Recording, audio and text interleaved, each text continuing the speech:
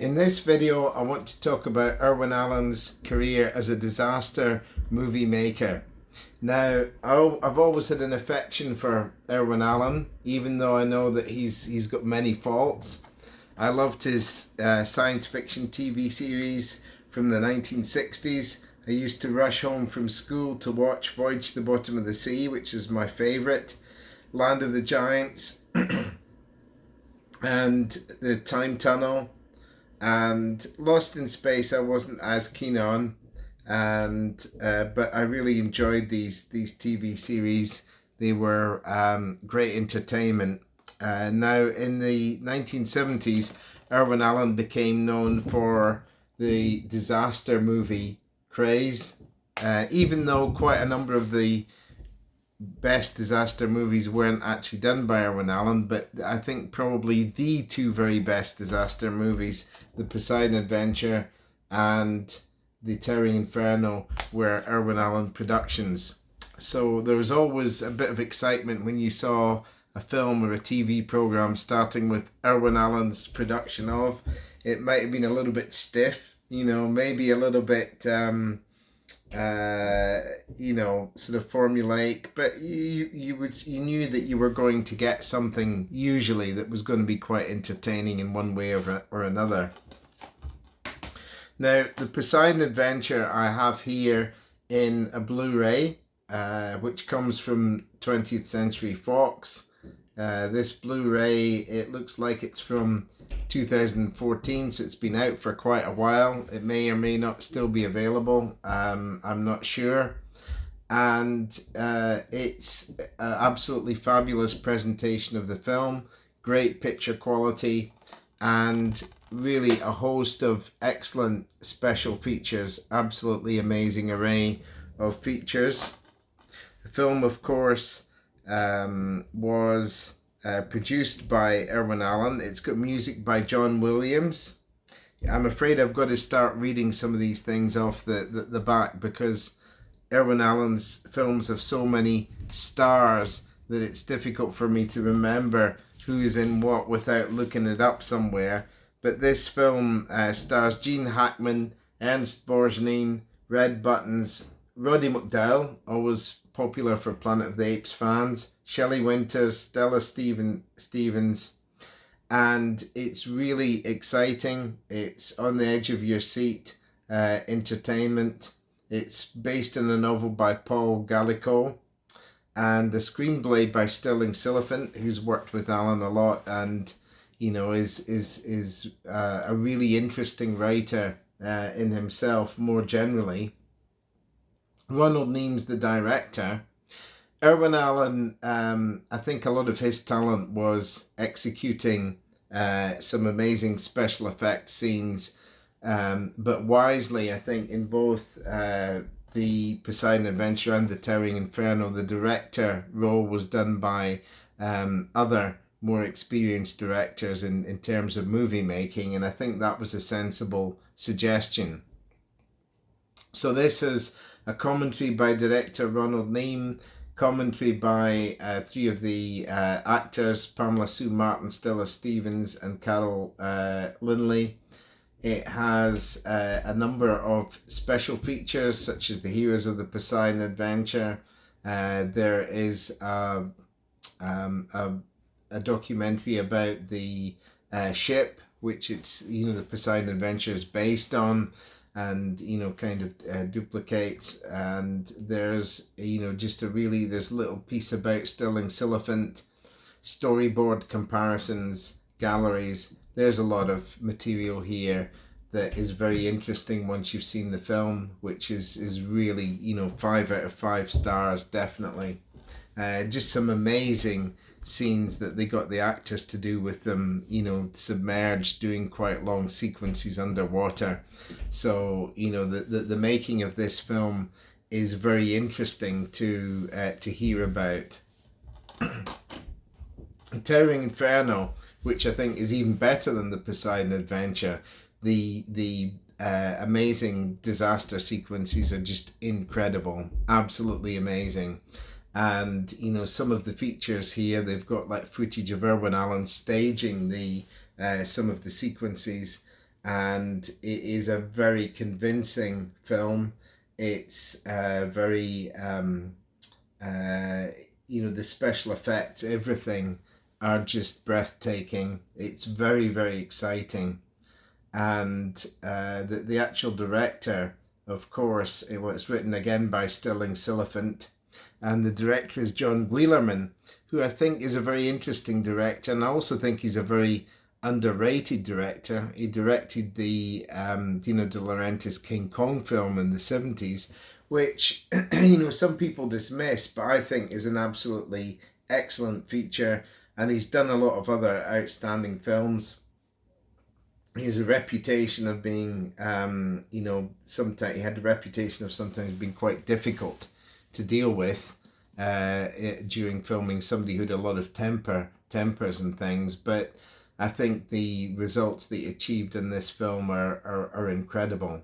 And again, there's an all-star cast, which is very much a feature of Irwin Allen's productions. He very much believed in having and nurturing stars. He thought that a star lineup was an important draw for people to the box office, which of course it was, for quite a long time, but that was kind of diminishing as the 70s went on. And so the actors in this are Fred Astaire, Susan Blakely, Richard Chamberlain, Jennifer Jones, O.J. Simpson, who now, has a bit of a bad reputation, but, shows up in quite a lot of 70s action films. Robert Vaughn, of course, from Man from U.N.C.L.E. and The Protectors. Robert Wagner, just an amazing cast, and it looks great. The extras for this disc, which again is from, let me just see, this is a Warner Brothers Blu-ray release from I think 2009, and it's got a lot of features, including deleted scenes and different documentaries about the making of the film and about people who were involved with it. So this is a superb Blu-ray, absolutely excellent presentation of the film. Again, I'll just show you the extra features, and I can heartily recommend this. This is a bit of a later entrant. It's called The Swarm. It was done for Warner Brothers, and again there's an amazing cast list: Michael Caine, Catherine Ross, Richard Widmark, Richard Chamberlain, Olivia de Havilland, Lee Grant, Jose Ferrer, Slim Pickens, Bradford Dillman, and Henry Fonda. Again, it's a screenplay by Stirling Silliphant. Now, I didn't find this movie nearly as impressive as either The Poseidon Adventure or The Towering Inferno. I don't really find bees frightening. I quite like bees, and there's a lot about this film which doesn't quite gel together. The character, which is played by Michael Caine, is kind of not very convincing. He gives a rather stiff performance. I mean, I think this has the disadvantage that it's actually directed by Irwin Allen. I don't think he's really a movie director, and I think he was wisely kept off the direction for Towering Inferno and Poseidon Adventure. And there's elements of this story. There's like a couple that we get to know in the story, and then they get killed halfway through the film, and we think, what was the point? There's a bizarre scene where somebody's imagining a giant bee, and that feels very unnecessary, and it just doesn't really convince as a movie. It's not very good at all. There's the only extra in this, apart from the trailer, is a behind the scenes documentary. So, not nearly as good as the other two films. Now this is a curiosity. It's quite interesting. It's called Irwin Allen Master of Disaster, and it's basically everything that Irwin Allen did that's disaster related that isn't these other three films. and so it's possibly films that you've never heard of. Some of them are TV movies. There's been quite a lot of effort put into this release.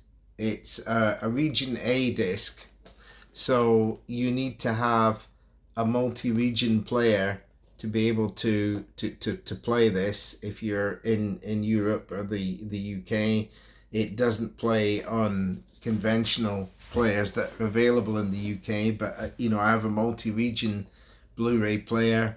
It was something that I didn't consider buying originally when I got Blu-ray player. I didn't think I'd necessarily need multi-region, but increasingly, if you're a film fan, there's things you want to see that aren't available in your own region. So a multi-region player becomes quite an essential item. So this is basically just got each film on a different disc. There's a small number of extras, usually things like trailers. There's actually a total of, let me count it now, 1, 2, 3, 4, 5, 6, 7 films in this set. Only 2 of them are theatrical releases. So 2 of them were feature films that were released in the cinema. I'll just say something about them first. So the first is Beyond the Poseidon Adventure. Now, when I saw this in the 1970s on television, I didn't think it was very good. I watched it again on this in this release, and I wasn't that impressed with it. I didn't think that the story hung together that well. However, one of the features of this is that there are, for the cinema feature films, that Beyond the Poseidon Adventure and When Time Ran Out, they have an extended version that was only shown on television. Now, whereas the theatrical versions are in high definition, the TV versions are in standard definition. The picture quality isn't fantastic, very good at all, really, on the extended versions. When Time Ran Out, especially, it looks like it was taped off television with some, on somebody's VCR when it was originally shown on television, and the picture quality is not good at all. The Beyond the Poseidon Adventure Extended Edition, it looks like it was maybe taken off a commercial videotape rather than taped off the TV. So the picture quality is a bit better, and it is actually watchable, even though it's not as good as the high definition theatrical version. When I watched the extended TV version, I actually enjoyed the film a lot more, because I thought that the additional scenes actually fleshed out the characters a lot more, and made the film more enjoyable. Telly Savalas, of course, is in this as a villain, and you get a bit more of him I think in the extended version. So not as spectacular visually as the original Poseidon Adventure, but I actually found it quite an enjoyable film. When I saw it in the more extended version. When Time Ran Out, that's a film about a volcano which erupts and threatens a holiday resort, and that film is I actually found it quite enjoyable, quite gripping. The defects are that a lot of the special effects aren't very good. The scene near the end where people are really menaced up close near the volcano, that is you can tell easily that it's filmed in a studio, even though it is, if you can suspend your disbelief and accept that they really are in the middle of a volcano, then it is quite tense. So I did enjoy this film a lot more than I thought I might. They spent a lot of money on filming in Hawaii, and the budget was running short. They're running short of money, And unfortunately, that meant that they had to stint on a lot of the special effects. So the shots of the volcano are not very convincing at all. So that lets the film down. But there's also, for this film, there is also an extended version, but I found that unwatchable because of the picture quality. You can watch the extended scenes separately, which I did, and I don't think they really add much to the film anyway. So I think that there's no loss in not seeing these extended scenes. You're just as well watching the theatrical version. What is good about these films is seeing lots of the stars that crop up, like Ernst Borgnine in When Time Ran Out. Irwin Allen's stars, he tends to reuse them from film to film. One of the issues, though, for Irwin Allen was that he didn't move with the times very well. He said that he couldn't understand why Star Wars was a success because there weren't any big stars in it, and he still thought that people went to the cinema to see stars. So he was still making these films with star-studded casts, and that wasn't really attractive to the audience. So neither Beyond the Poseidon Adventure nor When Time Ran Out did very well at all in the box office. And I think When Time Ran Out finished his career really as a theatrical producer. Now the other movies on this, are all TV movies. The first one of them is called Flood, and it's about a dam bursting. There's a common feature in these disaster films, usually where you have some sort of manager or sort of bureaucrat who's not got safety at their heart. They're more concerned with saving money or whatever, and they allow things to get out of control, and they don't acknowledge that things are getting out of control. And of course there then follows a disaster, and people are in peril, and you've got a group of people who are in a dangerous situation. They all know some of them know each other. There might be somebody, like a couple, who have fallen out, or they're trying to repair their marriage, or somebody's defrauded somebody else there, or one of them's secretly a criminal, or so you get the picture, and they're all in jeopardy together. And this is the case with these TV movies. So Flood is actually quite a respectable one. I think it's quite enjoyable. It stars Richard Basehart, who's very familiar to people as Admiral Nelson from Irwin Allen's Voyage to the Bottom of the Sea. He gives a good performance in this. And there's also, of course, our old friend Roddy McDowall again from the Planet of the Apes. So this is, and Cameron Mitchell. So this is quite an enjoyable cast. This features directed by Errol Bellamy, who's a veteran TV director. Apparently he's directed over 1,600 episodes of TV programs, and he does this direction quite competently. He also directs the next TV movie, which is called Fire, which involves a forest fire out of control. And that has got an interesting cast list in respect to the fact that it co-stars Ernst Borgnine and Alex Cord, who of course starred together in the TV series Airwolf. This is again directed by Errol Bellamy, and it's quite entertaining. I don't think it's as good as Flood, but it was reasonably enjoyable.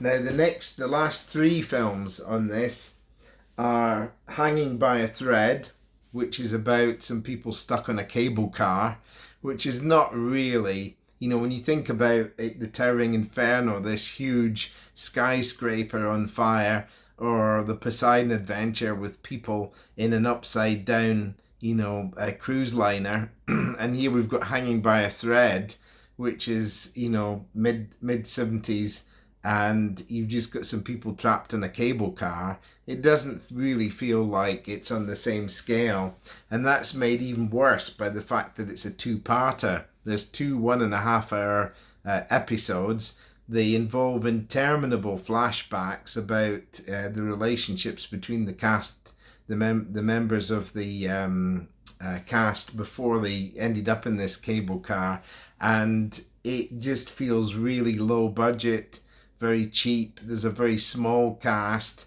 In the control room for the cable car, there's just like one guy there. So it just feels like a huge come down for Irwin Allen, who's used to having massive budgets and things, and it's a very boring two-part movie. Another one is The Night the Bridge Fell Down. Again, this is a two-parter, and it goes on with repetitious things. There's some exciting scenes where people are trying to climb off this bridge, part of which is collapsed. But again, it's 2 1.5 hour parts, and it just goes on too long. It's not very convincing. I forgot to mention actually that Dina Lund turns up in Hanging by a Thread, and of course she's another Irwin Allen veteran, having starred in Land of the Giants, one of his 1960s TV series. And so the last one of these TV movies is called Cave In. It features Leslie Nielsen. Again, it's a tiny cast. It's a very low budget. It's not very convincing sets that are the people are in. It's people trapped in a cave, and it's kind of not brilliant. These last 3 TV movies were all directed by George Fanaudi, who was a TV director, and he was a director on the TV series Emergency, and the episodes of that he directs are quite dramatic. So he's definitely somebody who was good at staging, kind of disaster or danger type scenes. And so I don't know why his direction is so plodding on these TV movies. I think he just wasn't, given enough written material, and they feel very spun out and very leaden in their pace. So in some ways, this is a kind of Irwin Allen swan song. It's a little bit disappointing, a lot of the content. If you're a fan of Irwin Allen, you'll probably enjoy some of it anyway. And full marks to Shout Factory, who released this in America, just for the fact that they actually released it at all. So the fact that people went back and, restored these quite rare Irwin Allen productions, and got them into a commercially available disc is something that's worth celebrating just in itself, even though the results are not necessarily always very riveting. My wife, bless her, sat through all of these with me, even though we got very bored through a few of the TV movies. But there's still material on here to enjoy. Even The Swarm has its positive aspects, but the real stars of Irwin Allen's disaster work are The Poseidon Adventure and The Towering Inferno, which are films that really stand up very high.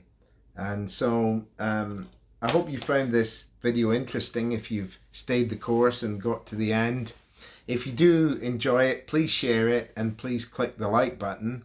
I never understand why people don't click the like button on videos. I'll look at videos on YouTube that have 10,000 viewings and only about 200 people have clicked like. I never understand this. I like virtually every video that I watch.